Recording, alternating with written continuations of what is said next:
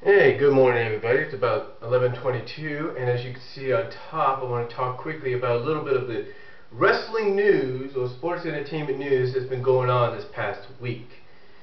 I mean, in case some of you don't know, TNA, Ring of Honor, and WWE have had some newsworthy items going on. First of all, let's start with Ring of Honor. The big news coming out of there is Ring of Honor has been purchased by Sinclair Broadcasting Group. This is a good thing because they are able to be they will now be able to be broadcast in syndication on more televisions than ever. More people are going to be able to watch it, and it will not require them, ladies and gentlemen, to have an HD television to watch some of the programming. So that's going to be pretty good. Now, the only bad thing about that, ladies and gentlemen, and I know that's hard to believe, saying that something's bad about it,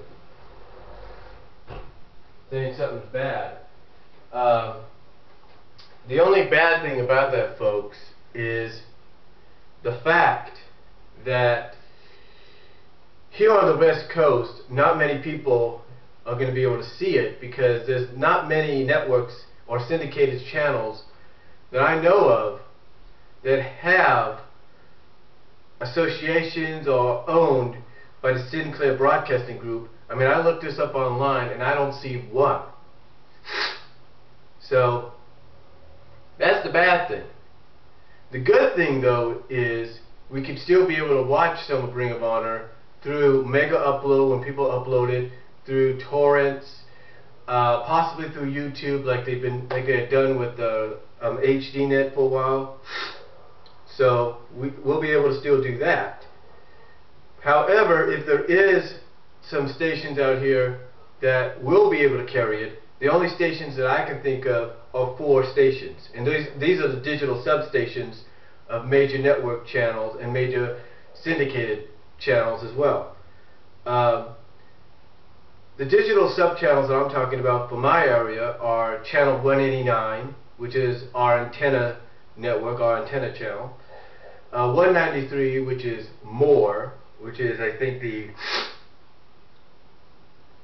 one of the sub stations for the main NBC deal, but that's more.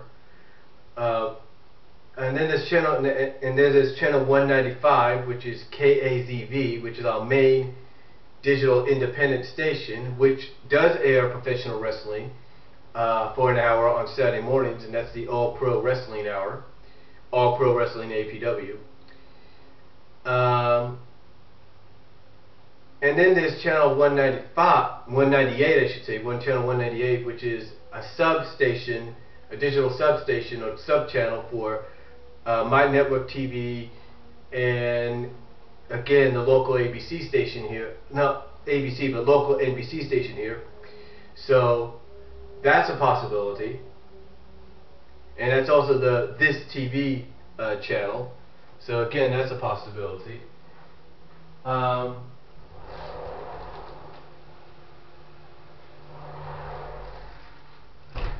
Again, that's a possibility.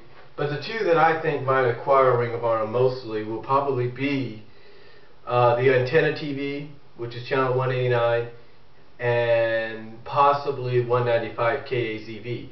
Those are the only ones I can think of, because they might have some kind of association with the Sinclair Broadcasting Group. I could be wrong. Now, I know a lot of people are afraid that Sinclair Broadcasting Group might want more for the buck. They might want more presentation, more theatric, more pyro, whatever, more brightness, whatever. I don't think that's going to happen. I think they're going to respect Ring of Honor and keep it the way it is, because that's what's made it the success that it is today. But I think the only change, I believe, in my opinion, the only change I believe is going to happen, and you can correct me if I'm wrong on this, or you can agree with me, is I believe starting in September, if not already, but I believe starting in September, they're going to start slowly phasing out the live internet pay-per-views. And what I mean is, if Sinclair Broadcasting Group is as big as people are saying it is, I believe that they could be the kind of media group that would say, okay, we respect Ring of Honor for what it's done, we're keeping it the way it is, but we really wanted to branch out and reach new fans that probably only heard of it and never really seen it that much, we need to go live with our pay-per-views instead of going live with internet pay-per-views. Now, I'm not saying that they're going to completely phase it out, just like that.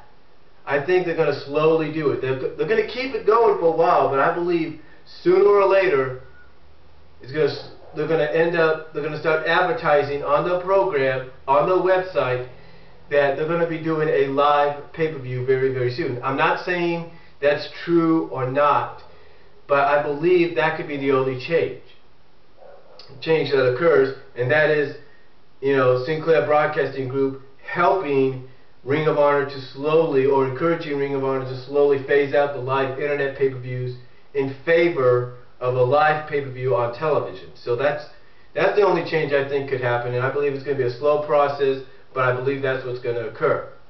I know the other thing that concerns a lot of Ring of Honor fans and probably the people that work at Ring of Honor is the time slot they're going to get. We know that when ECW was around, and even though they were, and this was also due to the fact that they were a mature wrestling organization, but when the original ECW was around, their syndicated show was always late at night due to the maturity of the program. So, depending on where you lived, you would either be watching ECW at 1, between probably the hours of 1 and 3 o'clock in the morning. And then, of course, you got to look back when TNA first started. The second year TNA was in existence, you got to deal with Fox Sports Net. The only problem was when they were on Fox Sports Net, they ended up being broadcast around the 2 o'clock and 3 o'clock hours in the afternoon, on Friday, I believe it was Friday afternoons, and then replayed late at night, around midnight, maybe 1 o'clock in the morning, early Sunday mornings. You know what I'm saying? So those are the only. So that's what I believe a lot of fans and probably those at Ring of Honor are worried about, is the time slot. But if Sinclair Broadcasting Group is serious about Ring of Honor being a big deal for them, being the kind of attention that they could get for their stations, then I truly believe Ring of Honor is going to get a decent time slot, possibly in prime time in the evening. And I don't know if it's going to be an hour, I don't know if it's going to be 2, we'll just have to wait and see. But again, I believe the only change, like I said, that's going to happen is they're going to slowly, in my opinion, probably start slowly phasing out the live internet pay-per-views in favor of more live pay-per-views on television. So that's the only thing I see changing there. WWE news. Karma. Awesome Kong, if you will. The biggest acquisition WWE's had in years. Supposed to be the revitalization for their fledgling Divas division, women's division, if you will. Well, this is a huge surprise. No one even saw this coming. But the angle that we saw on Monday night, where Karma, Awesome Kong, broke down, got on her knees and broke down and cried, was a way of writing her off television due to the fact that, according to many reports, and it seems to be more legit and true as the reports come in, that Awesome Kong, Karma, is pregnant.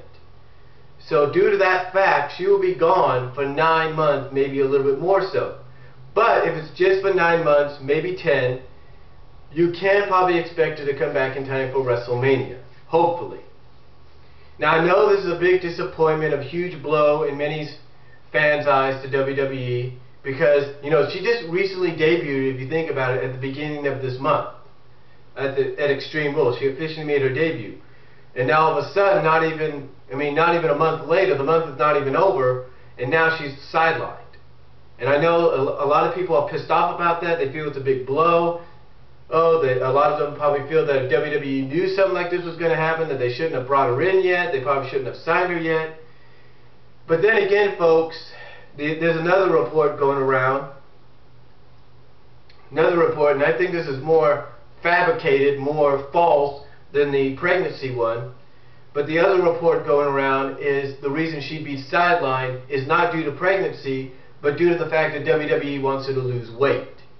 Now, I don't think that part's true, but if it is, it's probably due to the fact that, according to some reports a couple weeks ago, Karma has had some heat with some of the divas backstage because she works too stiff. So, although I believe the pregnancy situation is more realistic and more true than the weight loss deal, if the weight loss deal is the real reason, I mean, what do they want? Karma to lose weight to the point that she is on an even level playing field? Hello, you get in the ring. Hello, ladies, you get in the ring with two of the most powerful divas you have, Natalia and Beth. What's the big difference? What, just because she's bigger? Physically stronger? Is that the reason? I don't think so. So if that reasoning is the real reason, then I think it's totally pathetic that has to be the reason. But I believe the pregnancy deal is more truer and more realistic than the whole weight loss deal. So hopefully, you know, she'll only be out maybe 10 months, and maybe we'll see her back in time for WrestleMania next year. Hopefully. Because I think a lot of people are hoping that WWE builds up to possibly Karma and Beth Phoenix. So hopefully that happens. We'll just have to wait and see. Again, if it's the weight loss issue, that's completely pathetic on WWE's part, because they're caving in to the divas that honestly can't wrestle or work with her. So we'll just have to wait and see.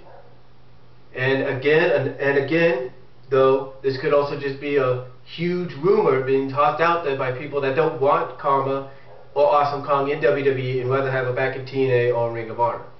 You gotta look at that as well. So, but anyway, that's WWE news. Let's take a look at TNA. TNA this past week, apparently a week ago today, had the rebooted episode, the first rebooted episode of the flagship show TNA Impact as Impact Wrestling. And this is basically now where wrestling is supposed to matter. And besides the fact that they changed the set to look like a merger and a blend of both SmackDown and Thunder, a lot of people, a lot of fans, and maybe some critics and reporters have felt that the first official Impact Wrestling episode, where wrestling now matters, was nothing more than a slap in the face. Because basically you did have wrestling matches, we'll give them that, but you had more promos than you should have, and you ended it, instead of ending it with a wrestling match, you ended it with, according to many, 15 to 20 minutes worth of promos, which many feel was a slap in the face. Basically saying you're going back on what you said. Now, unless Spike TV and TNA are smarter than we think they are, and they're using this situation as an angle to where, like, okay, when Bischoff and Hogan are around and Foley's not, it's more promo than wrestling, but when Foley is around, it's more wrestling than promo, then hey, I'll give them credit.